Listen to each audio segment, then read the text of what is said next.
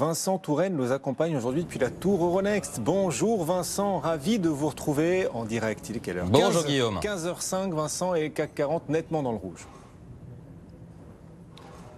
Ouais, c'est la douche froide pour le CAC 40 après la publication il y a moins d'une heure maintenant des chiffres de l'inflation américaine. On était en petite hausse, on se rapprochait des 5900 points et patatras.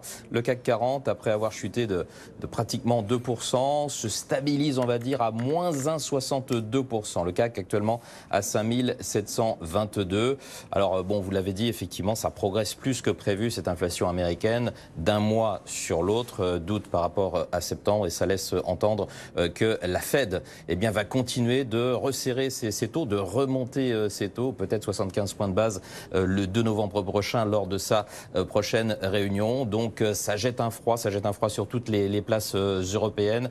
Sabrina nous dira ce qui se passera à New York dans moins d'une demi-heure maintenant pour l'ouverture, mais toute l'Europe chute, moins 1,83 sur l'Eurostoxx.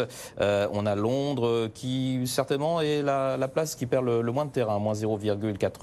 Francfort, moins 1,04%. C'est général. Qu'est-ce qu'on voit? On voit aussi les taux qui se tendent. Taux français à 10 ans qui sont pas très loin des 3%. Taux américain à 10 ans, plus de 4%.